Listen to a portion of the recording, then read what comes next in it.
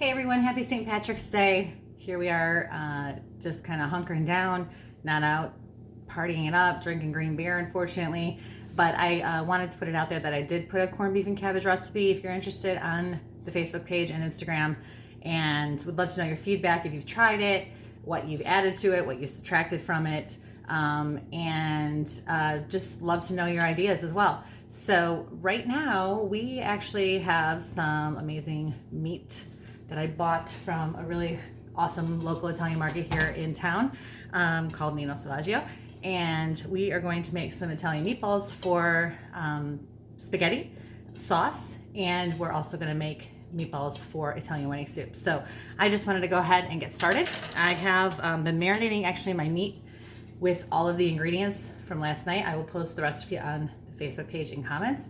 I have some veal, pork, and beef. I have pretty much 2 pounds of each, and I just mixed it with a bunch of spices, some fresh onions, fresh garlic, and I always add Parmesan cheese to mine.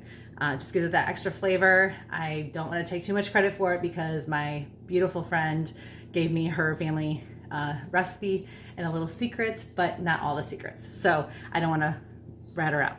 Okay, so I have 2 scoops. I have a number 2 and a number 4 scoop.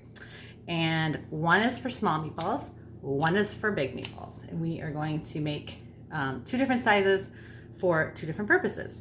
That being said, we are going to also, I'm going to also give you recipes for both things that I'm going to be making these meatballs for. But let's get started with meatballs. So I don't want to keep you too long because I want to get to more recipes today to get posted, because I know you guys are home and looking for ideas. So I am going to go ahead and make my number 2 meatballs, the small ones. These are minis.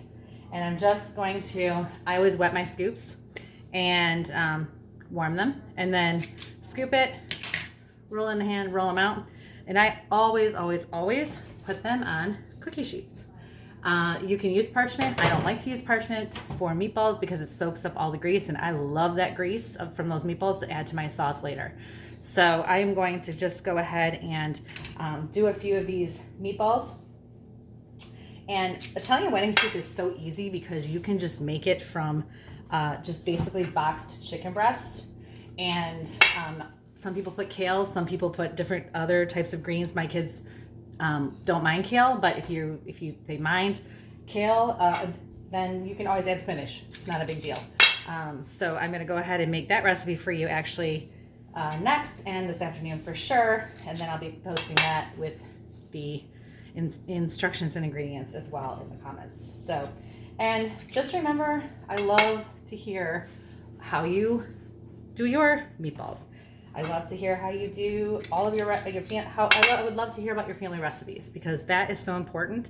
I always say that cooking doesn't take much thought. It just takes some creativity.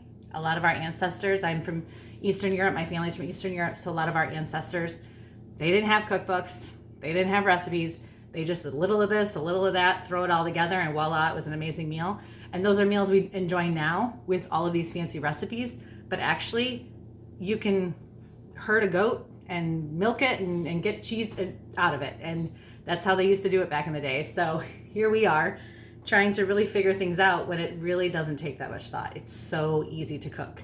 Throw some meat together, throw some spices, roll it in a ball, either flour and saute it, and then throw it in some sauce or bake in the oven for some soup.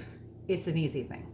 So don't get stressed out about recipes, because that's why we're here, blogging away and giving you tips. So I've got this going, and my meatballs are super small because of the soup.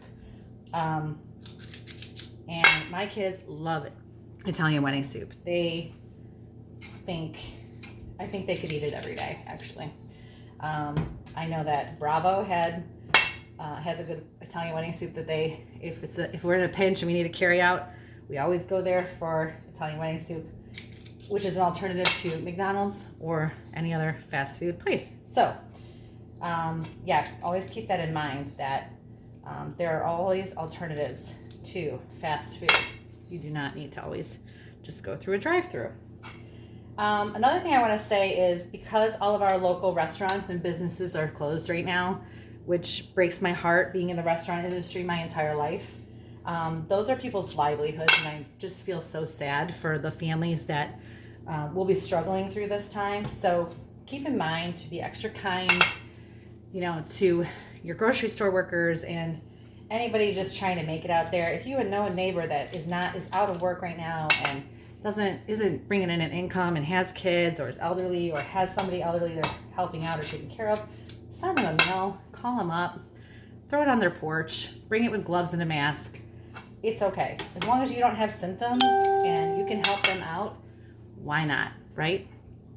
That's what we're all here for. This whole situation, I think, is just going to bring us together and bring us closer.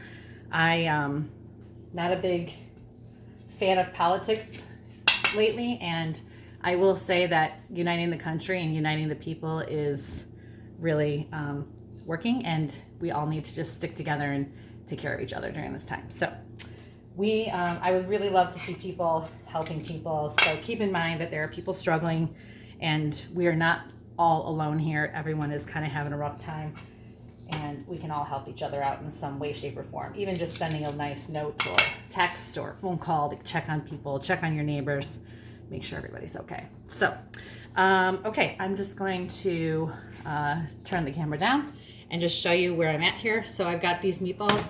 We've got the small ones. It's going really well, and I'm just gonna line this up, throw this in a 375-degree oven until they're cooked and baked. I'm not gonna bake them all the way through because they're gonna be in the soup later and they're gonna fluff up.